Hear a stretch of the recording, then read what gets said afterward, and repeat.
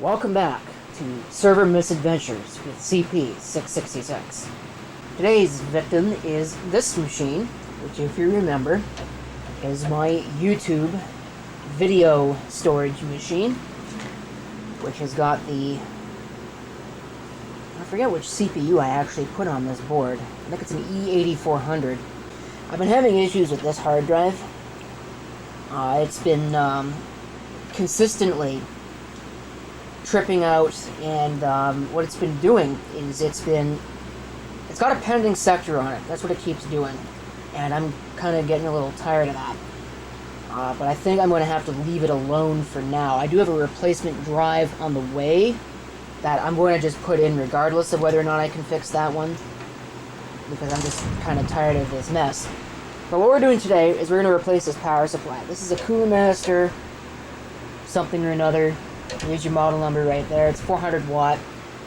It's kind of a featherweight piece of crap, but it's not quite as much of a featherweight piece of crap as some of the other featherweight pieces of crap that I have. And, I mean, it works. The problem is that I need the EPS 12 volt connector for another project, and I have that Corsair VS650 power supply that I went ahead and replaced in the home theater computer recently. And I think that would be a much better fit for this, because it should have enough connectors that I can plug all of these drives in with serial ATA. And I might even have enough, I think there's 7 serial ATA connectors.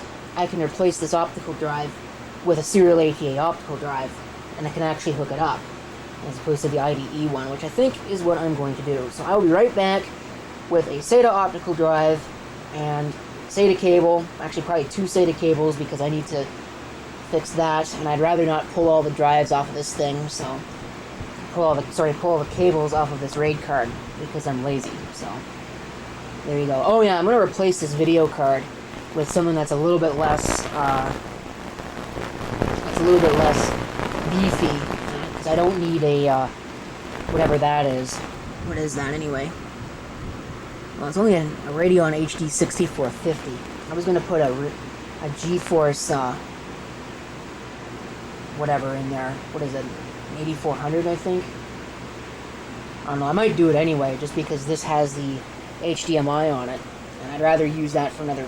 if I'd ever need it for another project. Okay, wow. Everything's now installed.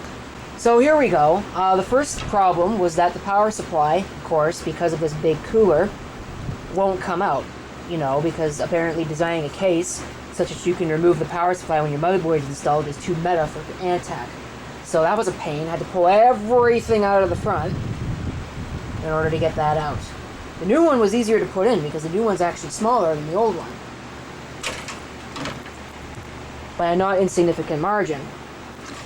But that doesn't really change anything. So whatever, that's finished. I tried to run HDAT on the drive.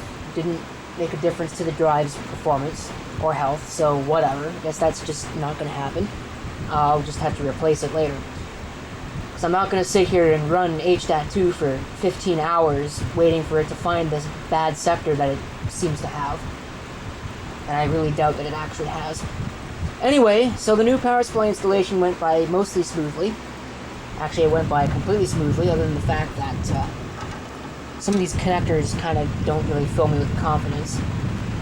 Anyway, we'll see what happens. I'm going to let it boot up. You know what generally helps? Power cord. Can't believe I forgot that. Okay, well... let's see here. Put that in. And we'll try again. I did go ahead and change the video card as well.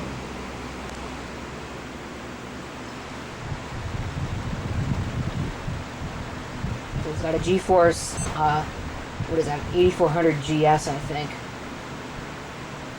Courtesy of Weasel 2 HTM. Let's see if all our drives show up. Probably not, because my life is a comedy, including the new optical drive, which might not support AHCI. Oh no, it's there. Cool.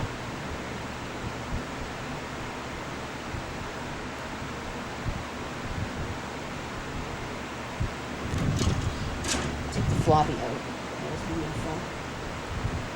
It's not complaining about degraded arrays, so either the array is not there at all, or everything is working. I'll assume everything is working. And just like that, short video is pretty much over because the machine, as you can see, is now installed back in the rack. Still find it amusing it's where it says 2 gigahertz when it's actually a 3 gigahertz CPU, but whatever that may be. Perhaps the speed step thing, I don't know. Both drives are accounted for. I will still need to replace the one drive, but that's going to be in a separate video because, although it was supposed to get here today, it's now caught up in a delay because apparently none of the postal services that exist in this world can get their rear ends in gear. I don't know what it is, you know, when everything was locked down and closed, packages were getting delivered, you know, within 2 or 3 days. Now that everything is opening back up again, there's a 10-day delay. Makes a whole lot of sense. But whatever. This part of the project is done. The machine is back up and running. That's all that matters.